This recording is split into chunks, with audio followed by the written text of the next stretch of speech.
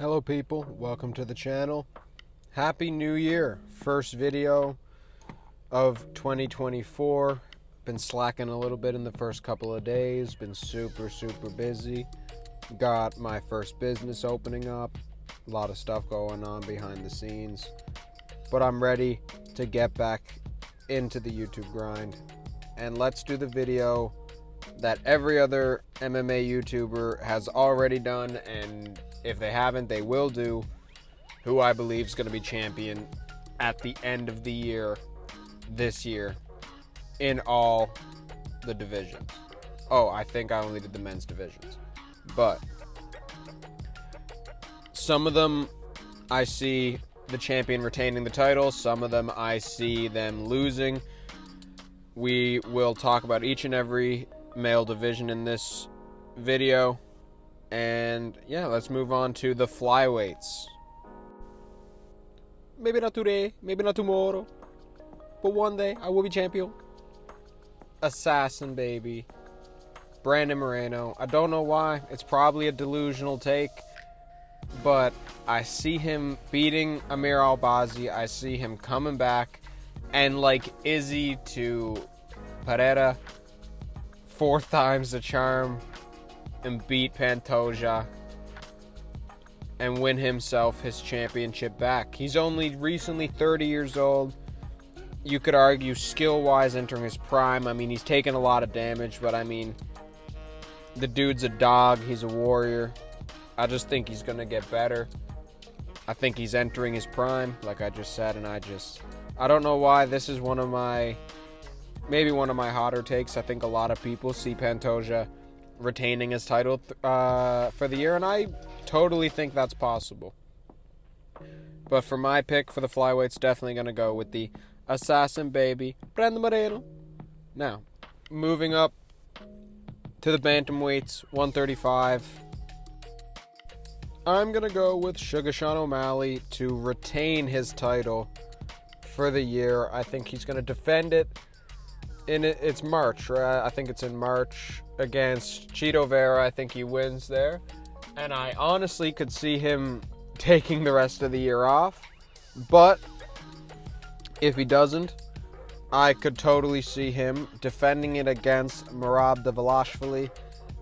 And honestly, I see him in similar fashion to the Aljo fight, knocking out or TKOing Merab Dvalishvili. So, Sugar Sean O'Malley, despite I kind of don't like the guy, retains his title. I'm going to say in dominant fashion. Both fights, finishes. Sugar. Alright, moving up. Featherweights. This is probably the division I see people the most divided on. And it's between two people, Ilya or Volk. I gotta go the young gun. I gotta go the Matador, Ilya Topuria. He's a savage. He's like 26 or 27 or something, entering his prime. Fighting Volkanovski for the championship in February, I believe it is. And I got him. I think he's gonna win that fight, and I think they're gonna give Volk the rematch immediately. And I think he wins the rematch too. And I just think this is going to be the beginning of the Topuria era. And I think he's going to be really good. I also can see him being like pound for pound top 5 by the end of 2024. And he's obviously not even in the rankings right now. But I think he beats Volkanovski, obviously gets him into the rankings, maybe even into the top 10 of the rankings. Then he beats Volkanovski again. Will put him into Volkanovski's spot, which will at that point probably be 4th or 5th. So that's my take on Ilya Topuria for the year. Featherweight champion, pound for pound top 5. And he's going to spark Volkanovski both times. Moving up to lightweight, in my opinion, the easiest one to predict in the entire UFC. Islam Makhachev, inshallah, and still, brother. No doubt in my mind. Throw Gaethje at him. He'll win. Oliveira 2. He'll win. I mean, the only thing I would see Islam having some trouble with is if he went up to 170 this year. And he might, but even then, I favor him against Leon. So, I think in the lightweight division, no one's touching Islam unless he vacates and goes to 170. I mean, the knockout of Alexander Volkanovski, the decision against Alexander Volkanovski, we know how good this guy is. He is my favorite fighter in the UFC. He's a lot of people's favorite fighter, and a lot of people hate him too. But in 2024, inshallah, and still, Islam Makhachev retains his title. Moving up to 170, I think my biggest hot take of the video. A lot of people don't want this guy to win the title. A lot of people think if he won the title, he wouldn't retain it for very long. So, at welterweight, a training partner of Islam, Bilal, remember the name Muhammad. I think he made himself undeniable against Gilbert Burns. He gets the title shot. I think he's going to beat Leon Edwards. And I think he either sits out the rest of the year or he'll fight. I don't even know who he'd fight. But I think he retains the title until at least the end of the year. Him versus Shavkat? Fuck it. Bilal Muhammad wins. Hot take for the year, yo.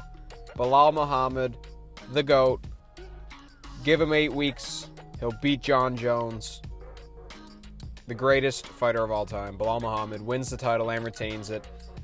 And I will be coming back to these picks at the end of the year and doing a video on them. And I will take everything on the chin if this ages like fucking milk. But I see it. I want it. I'm manifesting it. Bilal Muhammad for champion. Moving up, 185. 185. It's going to be Conor McGregor. I'm joking. It ain't going to be Conor McGregor. The real champ at 185 by the end of the year, Sean Strickland. I think he wins in January versus DDP. I think he might defend the title against maybe a Hamzat or Izzy or Cannonier rematch. One of those three, maybe. And I think he wins all of those fights. And I think Sean Strickland retains his title for the rest of the year. I'd say he goes to decision with DDP. Rematch is Izzy. Easy decision win for him, I think. Rematch with Cannonier. It'd be a dogfight. But I think he'd come out on top. And my hot take for Hamzat, I think he in a 5-round fight weathers a storm in the first round by Hamzat and then wins a 49-46 decision. Moving up, light heavyweight 205. I believe it will be Alex Poatan Pereira. I only see one title defense for him this year, Jamal Hill. If y'all see my Jamal Hill couple videos, I don't like him. I think Poatan sparks him. And I think he only fights Jamal Hill this year. And he wins. I know he's been talking about going up to heavyweight and fighting Tom Aspinall.